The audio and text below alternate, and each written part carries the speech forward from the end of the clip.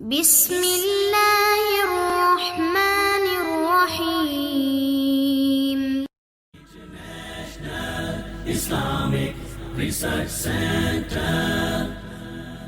محترم سامعین اور سامعات، جب کوئی شخص مسلمان ہوتا ہے تو اس کو سلامتی مل جاتی ہے۔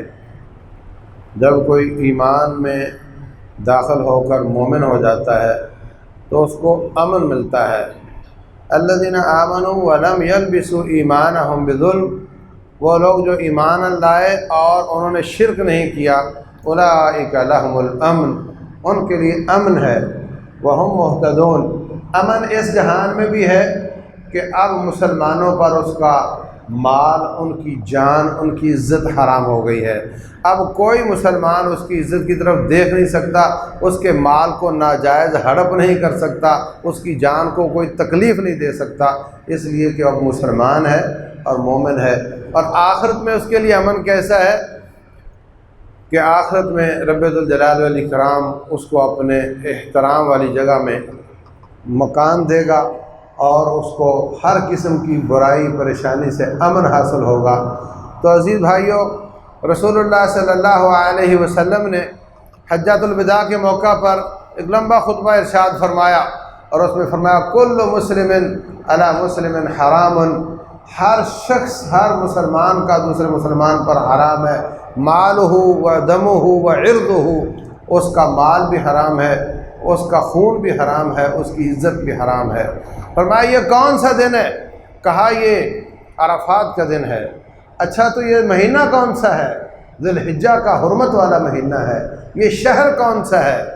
یہ حرمت والا شہر ہے۔ فرمایا ان دماءکم اموالکم واعراضکم حرام علیکم، تمہاری عزتیں، تمہارے مال، تمہاری جانیں تم پر حرام ہیں۔ ایک دوسرے کی عزت کو خراب کرے، ایک دوسرے کا مال خراب کرے، ایک دوسرے کی جان خراب کرے، یہ حرام ہے۔ کا حرمت یومکم ھذا فی بلدکم ھذا، جیسے یہ دن حرام ہے، حرمت والا ہے، جس طرح یہ شہر حرمت والا ہے، اسی طریقے سے ایک دوسرے پر تم پر حرام ہے کہ اس کے مال، جان اور عزت کو کوئی نقصان پہنچاؤ۔ کعبۃ اللہ کی حرمت کو تو سب مانتے ہیں، لیکن مسلمان کا مال ہڑپ کر جاتے۔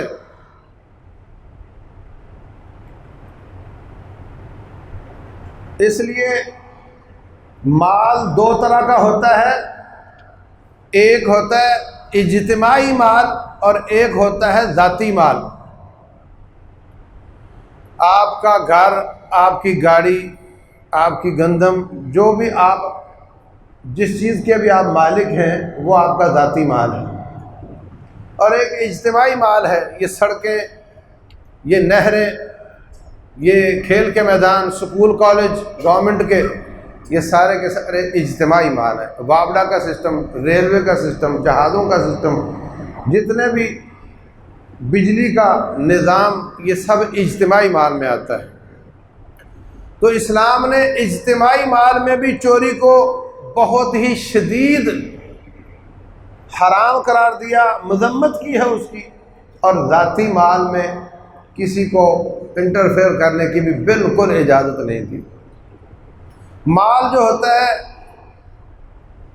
اس کا معاملہ بظاہر مال کا ہے، مگر اینڈ اس کا کفر اور اسلام پر ہوتا ہے۔ آپ مال کے ذریعے لوگوں کو کافر بنا سکتے ہیں، مال کے ذریعے آپ لوگوں کو مومن بنا سکتے ہیں۔ اس لیے اسلام چاہتا ہے کہ یہ مال جو دو دھاری تلوار کی طرح ہے، فائدہ بھی دے سکتا ہے، نقصان بھی دے سکتا ہے۔ رسول اللہ صلی اللہ علیہ وسلم نے فرمایا اللہم انی اعوذ بک من الکفر والفقر، اے اللہ میں کفر اور فقیری سے پناہ مانگتا ہوں۔ ساتھی پوچھتا ہے آپ نے کفر کو فقیری سے ملا دیا، ویا ذلان، کیا یہ برابر ہے؟ فرمایا ہاں بالکل، کہ جب فقیری آتی ہے تو اس کا ایمان بک جاتا ہے، بسا اوقات مال کے ساتھ خرید لیا جاتا ہے۔ تو جب یہ اتنا خطرناک ہے تو اسلام چاہتا ہے کہ یہ مال ناحق کسی کے پاس نہ جائے، اور یہ مال جمع ہو کر نہ رہے، اور اس مال کا غلط استعمال نہ ہو۔ مال میرا ہے، نہ حق نہیں، حرام نہیں، مگر میں اس کا غلط استعمال کروں، اس کو بھی منع کیا ہے۔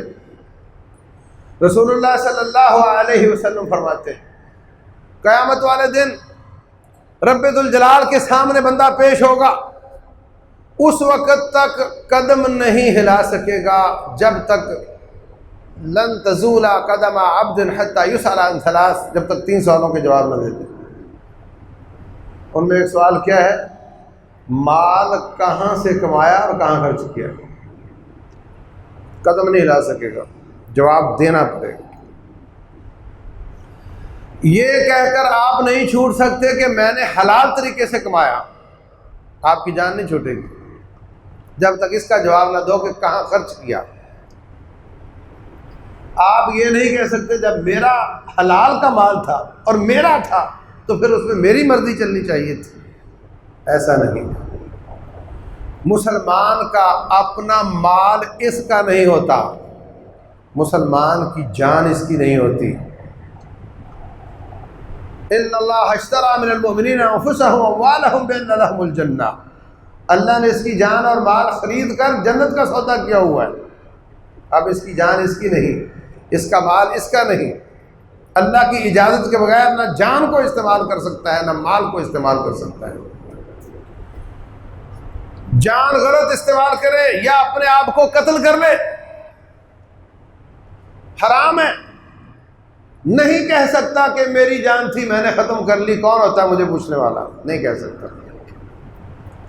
اور اپنا مال اپنی مرضی سے جہاں میں چاہوں خرچ کروں نہیں کہہ سکتا۔ اگر تیرا ایمان درست ہے، اگر تیرا رب کے ساتھ جنت کا سودا درست ہے تو پھر اپنی مرضی نہیں چل سکتی۔ تو کسی کا مال حرام طریقے سے ہتھیا لینا یہ بھی حرام ہے، مال کو غلط طریقے سے استعمال کرنا یہ بھی حرام ہے، اور اجتماعی مال جو کسی کا ذاتی نہیں اس کو حرام طریقے سے حاصل کر لینا یہ بھی حرام ہے۔ اپنا ذاتی مال غلط استعمال کیسے کیا جاتا ہے؟ میرا مال ہے میں اس کو سود پر دے دوں، مال کو جمع رکھنا استعمال نہ کرنا اسلام اس کو بھی پسند نہیں کرتا کہ تیرے پاس مال پڑا ہوا ہے اور اس کو استعمال نہیں کیا جا رہا۔ والذین یکنزون الذهب والفضة ولا ينفقونها فی سبیل اللہ فبشرهم بعذاب علیم، جو لوگ سونا چاندی جمع کر کے رکھتے ہیں اس کو خرچ نہیں کرتے اللہ کے راستے میں، ان کو دردناک عذاب کی بشارت دے دو۔ یوم یحمى علیہا فی نار جہنم فتقوی بہا جباہہم وجنوبہم وظہورہم، فرمایا یہی مال جہنم کی آگ میں تاپ کر اس کے چہرے پر، اس کے پہلوؤں پر، اس کی کمر پر قیامت والے دن لگایا جائے گا۔ یہ سورہ توبہ ہے۔ کنز رکھنا استعمال نہ کرنا یہ بھی غلط ہے، کیونکہ یہ مال اللہ نے دیا ہے، اس سے لوگوں کو فائدہ ہونا چاہیے۔ جہاد ہوا، دشمن سے غنیمتیں ملی، فرمایا اس کو غریبوں میں بانٹ دو۔ اس کے بعد کیا فرمایا؟ کہ لا یکون دولۃ بین الاغنیاء منکم، تاکہ پیسہ صرف امیروں میں نہ گھومتا رہے، یہ نیچے تک جانا چاہیے۔ پیسے سے فائدہ سب کو ہونا چاہیے، کسی کو فائدہ نہ ہو جم کر بیٹھا ہو وہ بھی غلط، فائدہ ہو مگر صرف امیروں کو۔ وہ کیسے؟ جب آپ پیسے کو پیسے کے ساتھ خرید و فروخت کرو گے تو وہ صرف امیروں میں رہے گا۔ مارکیٹ کی 2 قسمیں، ایک ہے سامان کی مارکیٹ، کوموڈیٹی مارکیٹ، ایک ہے منی مارکیٹ۔ سامان کی مارکیٹ میں پیسہ لگاؤ گے تو نیچے تک جائے گا۔ آپ نے گندم خریدی، جس نے اس کے تھیلے بنائے، جس نے ان کو بنائی کی، جس نے سیے، تھوکیے نے اٹھائے، پرچون والے نے آگے دیے، بھرنے والے نے بھرے، سینے والے نے سیے، اٹھانے والے نے اٹھائے، بہت زیادہ لوگوں تک مال پہنچے گا۔ لیکن اگر آپ روپے سے ڈالر، ڈالر سے ریال، ریال سے ین، یہ صرف امیروں میں رہے گا۔ اس لیے منی مارکیٹ میں پیسہ لگا کر پیسہ کمانے کو سود قرار دیا رسول اللہ صلی اللہ علیہ وسلم۔ فرمایا سونا سونے کے بدلے برابر برابر، ہاتھوں ہاتھ، پیسہ کماؤ نہیں، اس میں مجبوری کے طور پہ کر لو مگر اس کو کمائی کا ذریعہ نہ بناؤ۔ تو اس پیسے کو نیچے تک جانا ہے اور اپنے ذاتی پیسے کو اللہ اس کے رسول صلی اللہ علیہ وسلم کی منشا کے خلاف استعمال نہیں کرنا۔ فرمایا وَلَا تُبَذِّرْ تَبْذِيرًا، پیسے کو ایسے نہ پھینکو جیسے کسان بیج پھینکتا ہے، جہاں ایک بیج چاہیے وہاں 2 گر گئے، 3 گر گئے، جہاں چاہیے وہاں کوئی بھی نہیں گرا۔ ایسا ہی ہوتا ہے، جب دانہ پھینکا جاتا ہے تو کہیں 2-3 اکٹھے گر گئے، کہیں کوئی بھی نہیں گرا، جہاں ایک چاہیے تھا وہاں 3۔ فرمایا وَلَا تُبَذِّرْ تَبْذِيرًا، کسان کی طرح پیسہ مت پھینکو، ان المبذرین کانوا اخوان الشیاطین، جو شخص پیسے کو اس طرح پھینکتا ہے وہ شیطان کا بھائی۔ وَلَا تُسْرِفُوا، اپنے ذاتی مال میں اسراف نہ کرو، جہاں تھوڑے سے گزارا ہوتا ہے وہاں زیادہ نہ لگاؤ، سٹیٹس مینٹین کرتے ہوئے، دنیا کو جنت بنانے کی ناکام کوشش کرتے ہوئے، چونکہ میری کمائی زیادہ تو میں زیادہ استعمال کروں، نہیں، بلکہ فرمایا وَلَا تُسْرِفُوا، زیادتی نہ کرو، کنجوسی بھی زیادتی ہے، ضرورت سے زیادہ استعمال کرنا بھی زیادتی ہے، زیادتی نہ کرو، اِنَّهُ لَا يُحِبُّ الْمُسْرِفِينَ، اللہ تبارک و تعالیٰ زیادتی کرنے والے کو پسند نہیں کرتا۔ پسند نہیں کرتا تو کیا اپنی جنت میں لے کر جائے گا؟ پسند نہیں کرتا تو کہاں جائے گا؟ اللہ کے پسندیدہ لوگ جنت میں جائیں گے، اللہ کے ناپسندیدہ آگ میں جائیں گے۔ دیکھو بات اپنے ذاتی مال کی ہے، اس کے استعمال کی ہے، نتیجہ کہاں جا رہا ہے؟ تو اس لیے بھائیوں پوچھا جائے گا مال کیسے کمایا، کیسے خرچ کیا، دونوں سوال ہیں۔ ذاتی مال غلط استعمال بھی نہ کرو، مال کو کرائے پہ نہیں دیا جا سکتا، سامان کو کرائے پہ دیا جا سکتا ہے۔ مال کی خرید و فروخت اس پہ نفع نہیں کمایا جا سکتا، سامان کی خرید و فروخت پہ نفع کمایا جا سکتا ہے۔ جو پیسے کو کرائے پہ دیتا ہے اسی کا نام سود ہے۔ ذاتی مال کی حفاظت کرو، صحیح مسلم کی حدیث ہے، رسول اللہ صلی اللہ علیہ وسلم فرماتے ہیں یا رسول اللہ ارأیت رجلا اراد اخذ مالی، ایک شخص میرا مال چھیننا چاہتا ہے، گن لے کر کھڑا ہے، کیا کروں؟ فرمایا لا توتے ہی، مت دو اس کو۔ قال ارأیت ان قاتلنی، اگر وہ لڑائی کرے میرے ساتھ، فرمایا قاتل ہو، تو بھی لڑائی کر۔ ارأیت ان قتلنی، اگر وہ مجھے قتل کر دے، فرمایا فأنت شہید، تیرا مرتبہ شہادت کا ہوگا۔ ارأیت ان قتلتہ، اگر میرا داؤ چلے اور میں اس کو قتل کر دوں، فرمایا اس کا خون بیکار جائے گا، اس کے مقابل میں تجھے قتل نہیں کیا جائے گا۔ اپنے مال کی حفاظت کرو، ذاتی مال کی بھی حفاظت کرو، اجتماعی مال کی بھی حفاظت کرو۔ اللہ تبارک و تعالیٰ نے مال کی حفاظت کرنے کا حکم دیا ہے، اس پر جان قربان ہو جائے تو کہا شہید ہے، کتنی بڑی بات ہے۔ بندہ فوت ہو گیا، بچے یتیم ہو گئے، اللہ فرماتے ہیں اس یتیم کے مال کی حفاظت کرو، جب تک بچے چھوٹے چھوٹے ہیں ان کو مت دو۔ باپ کی فیکٹری تھی، اب تائے چاچے فیکٹری کو چلائیں، ان چھوٹے بچوں کو مت دو، ضائع کر لیں گے۔ وَلَا تُؤْتُوا السُّفَهَاءَ أَمْوَالَكُمُ الَّتِي جَعَلَ اللَّهُ لَكُمْ قِيَامًا، وہ مال جس کو زندگی چلانے کا ذریعہ اللہ نے بنایا ہے وہ چھوٹے بچوں کو مت دو، ان کا خرچہ ورچہ چلاتے رہو، جب بڑے ہو جائے سنبھالنے کے قابل ہو جائے پھر ان کو دو، تاکہ ان کا مال ضائع نہ ہو جائے۔ اور اسی بہانے بچوں کے بڑے ہونے کے خطرے سے اپنی بڑی ساری تنخواہ نہ لگا لو، اس میں سے من کان غنیا فلیستعفف، اگر تیرا اس کے بغیر گزارا چلتا ہے تو مت لو یتیموں کی فیکٹری سے تنخواہ. ومن کان فقیرا فلیأکل بالمعروف، اگر تم فقیر ہو اور محنت ادھر کرنی پڑ رہی ہے تو اپنی محنت کا بدلہ مزدوری وہاں سے آپ لے سکتے ہو. اور یاد رکھو ان الذین یاکلون اموال الیتامی ظلما انما یاکلون فی بطونہم نارا، جو لوگ یتیموں کا مال ظلم کرتے ہوئے کھاتے ہیں وہ اصل میں پیٹ میں دانہ نہیں، پیٹ میں آگ کے انگارے لے کر جا رہے ہیں. مال کی حفاظت کا حکم دیا ہے. حکمران کو کہا کہ عوام کے مال کی حفاظت کریں. حکمران پر لازم ہے لوگوں کے مال اور جان کی حفاظت کرنا. اس لیے فرمایا والسارق والسارقۃ فاقطعوا ایدیہما جزاء بما کسبا نکالا من اللہ. چور ہو، مرد ہو، عورت ہو، اگر 1 دینار کا چوتھا حصہ کے برابر چوری کر لے، اس کا یہاں سے کلائی سے اس کا ہاتھ کاٹ کر پھینک دو. نکالا من اللہ، یہ اللہ تعالیٰ کی طرف سے سزا ہے.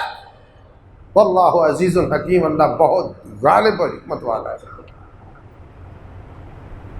ایک شخص کہنے لگا اگر کوئی کسی کا ہاتھ کاٹ دے تو 50 اونٹ اس کی دیت ہے. کوئی ظلم کرتے ہوئے کسی کا ہاتھ کاٹ دے تو 50 اونٹ اس کی دیت ہے. اور اگر وہ 12,000 روپے بنتے ہیں، دینار کا چوتھا حصہ 12,000 روپے بنتے ہیں، 12,000 کی چوری کر لے تو ہاتھ کاٹ دو. یہ کدھر کا انصاف ہے؟ جواب دینے والے نے کہا لما کانت امینہ کانت ثمینہ، جب یہ ہاتھ امانت والا تھا تو اس کی بڑی قیمت تھی، اس کی قیمت 50 اونٹ تھی، اور جب اس نے چوری کی اتنا سستا ہو گیا کہ 12,000 کے عوض میں کاٹا جا رہا ہے. جب خیانت کی تو سستا ہو گیا. تو عزیز بھائیوں، اسلام نے حکمران کو حکم دیا ہے کہ جب لوگوں کے مال جان کی حفاظت کرنی ہے اس پر قانون سازی کی ہے، عزتوں کی حفاظت کرنی ہے اس پر قانون سازی کی ہے، اور اس قانون سازی میں اپنی پچر لگانے کی کوشش کرنا، اس کی اسلام میں کوئی گنجائش نہیں. ہم حکمران کہہ رہے ہیں جناب اس کو نامرد کر دیا جائے،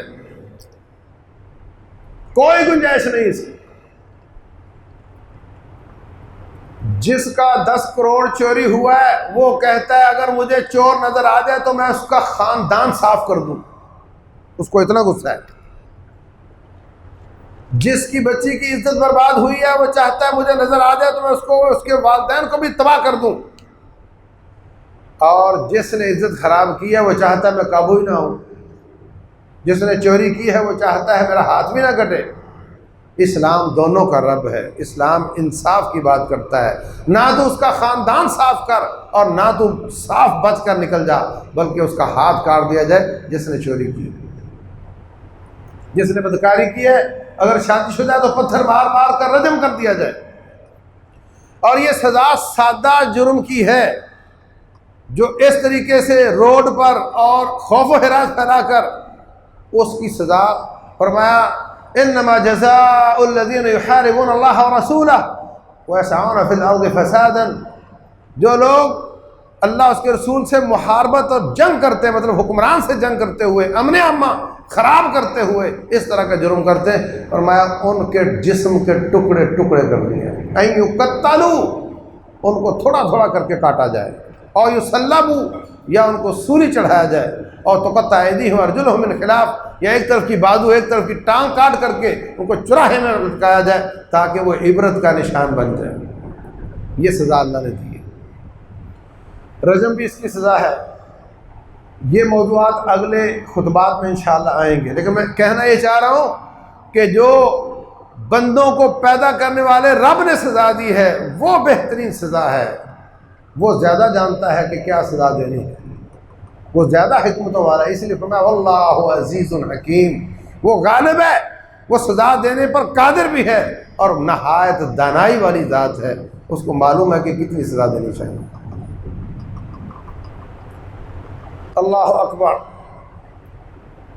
بعض لوگ کہتے ہیں جی پھر تو دنیا ٹنڈی ہو جائے گی. تو مطلب تم دنیا کو سب کو چور سمجھتے ہو؟ عہد نبوت میں ایک آدھ ہاتھ کٹا تھا، سب کے مال محفوظ ہو گئے تھے، زیادہ کاٹنے کی ضرورت نہیں پڑا کرتی، ایک آدھ ہاتھ کٹا سب محفوظ ہو گئے تھے۔ 70 سال پہلے سعودی عرب میں حدود نافذ کی گئیں، آج تک جس دکان میں کئی ٹن سونا ہوتا ہے شٹر ڈاؤن کیے بغیر نماز پڑھنے چلا جاتا ہے، فکر کی بات نہیں ہوتی، تو زیادہ ہاتھ نہیں کٹتے۔ تو عزیز بھائیوں، ذاتی مال کی خود بھی حفاظت کرنی ہے، اس کے لیے فریج، فریزر اور LCD کی بجائے لائسنس حاصل کرو، اسلحہ حاصل کرو اپنی حفاظت کے لیے۔ اگر چوروں کو پتا ہو آگے سے کچھ جواب آئے گا تو وہ ادھر منہ نہیں کرتے۔ حکم دیا رسول اللہ صلی اللہ علیہ وسلم نے، فرمایا اگر لڑائی کرتا ہے تو تم لڑائی کرو، اور حکمران کو کہا کہ حدود نافذ کر کے لوگوں کے مال کی حفاظت کرو۔ اور دوسرا مال ہے اجتماعی مال۔ اجتماعی مال اس کی حکمران کو بھی حفاظت کا حکم ہے، عوام کو بھی اس کی حفاظت کا حکم ہے، کیونکہ وہ کسی ایک کا نہیں ہوتا۔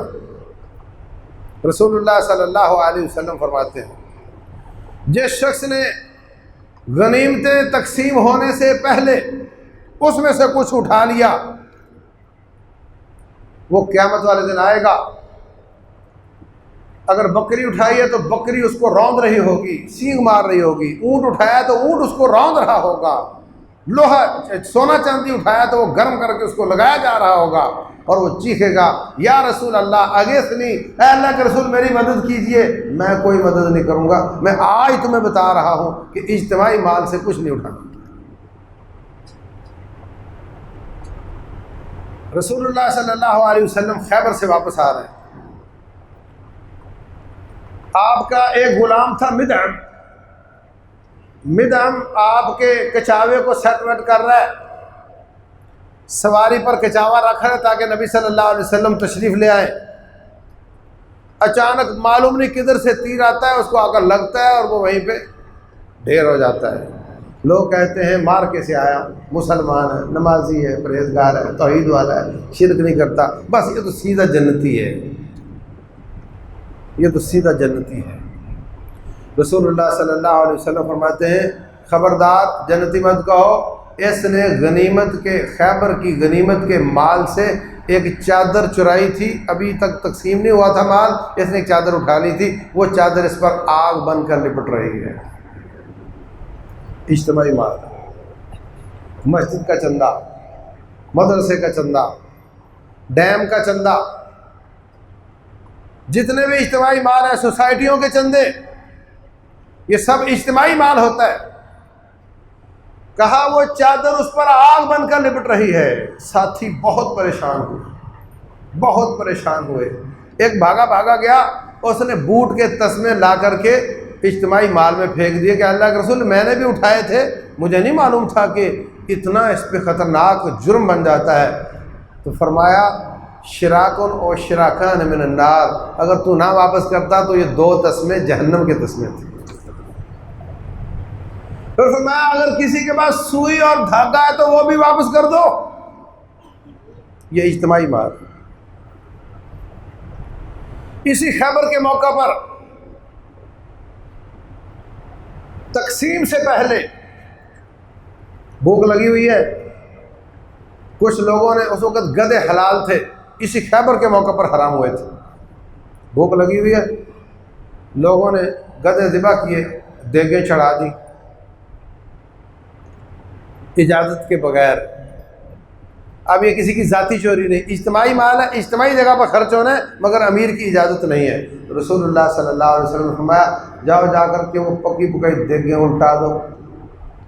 ان کو الٹا دیا، پھر آپ خود تشریف لے گئے اور جناب ان بوٹیوں کو مٹی کے ساتھ لت پت کر رہے کہ پھر بھی اس کو کوئی اٹھا کر نہ کھا لے، کہ یہ اجتماعی مال تھا اور یہ سب پر حرام تھا، اور اب انہوں نے پکایا ہے تو ان کے منہ میں نہیں جانا چاہیے۔ تو اجتماعی مال اس کی حفاظت سب کا فریضہ ہے۔ بعض لوگ سمجھتے ہیں بجلی کا بل چوری کرنا تو جائز ہوا نا، میٹر کو کوئی ایسا سسٹم لگاؤ کہ وہ بل تھوڑا بنائے، یا تارے ڈائریکٹ لگا دو۔ یہ تو حکومت کا مال ہے نا جی، حکومت خود اتنی کرپٹ ہے، تو ہم کر لیں گے تو کیا ہے؟ اور یہ ہم پر اتنا بوجھ ڈال دیتے ہیں، ہم نے اتنا استعمال بھی نہیں کیا ہوتا۔ اور میرے عزیز بھائیوں، یہی وہ بات ہے، یہی وہ طریقہ ہے، اسی وجہ سے ہی تو بل زیادہ آ رہے ہوتے ہیں۔ وہ فیڈر سے جتنی بجلی نکلی اتنے بل ڈال دیتے ہیں،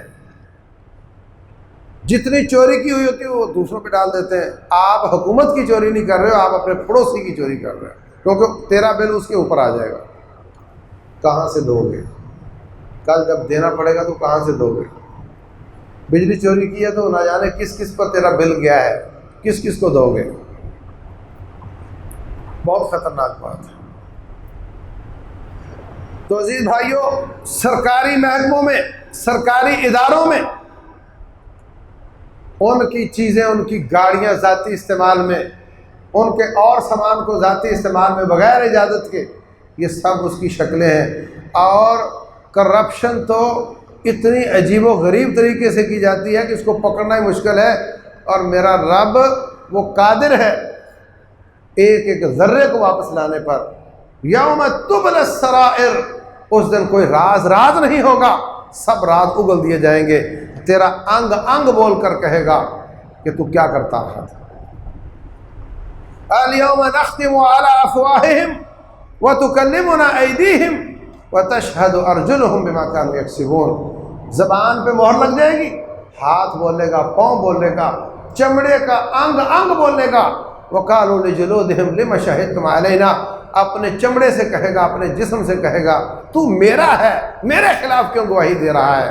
وہ کہیں گے انطقنا اللہ الذی انطق کل شیء، جس رب نے زبان کی بوٹی کو قوت گویائی دی ہے، آج اس نے انگ انگ کو قوت گویائی دی ہے۔ آج ہم بول بول کر بتائیں گے تو کیا کرتا رہا ہے۔ اور یہ حقوق العباد ہیں جن کو رب معاف نہیں کرتا روٹین میں، اور اگر کسی ایک شخص کے ہوتے تو ہم معافی کروا لیے ہوتے۔ اگر ہم نے اجتماعی مال لوگوں کا چرایا ہے، پھر کہاں کہاں دو گے، کس کس کو دو گے؟ بڑی خطرناک بات ہے۔ اس لیے عزیز بھائیوں، رب ذوالجلال والاکرام نے ایمان سے مومنوں کو امن دیا ہے، اسلام سے سلامتی دی ہے۔ اب ان کو اپنے مال پر کسی قسم کا خوف نہیں ہونا چاہیے۔ فرمایا یا ایھا الذین آمنوا لا تأکلوا اموالکم بینکم بالباطل، اے ایمان والو، آپس میں ایک دوسرے کا مال باطل طریقے سے مت کھاؤ۔ وَتُدْلُوا بِهَا إِلَى الْحُكَّامِ لِتَأْكُلُوا فَرِيقًا مِّنْ أَمْوَالِ النَّاسِ بِالْإِثْمِ وَأَنْتُمْ تَعْلَمُونَ۔ فرمایا جعلی کیس بنا کر کے، چرب زبانی کے ساتھ، وہ بیچارہ سادہ آدمی ہے، کیس کر کے خام خواہ کا اس کا مال ہڑپ کرتے ہو، مت کیا کرو ایسے۔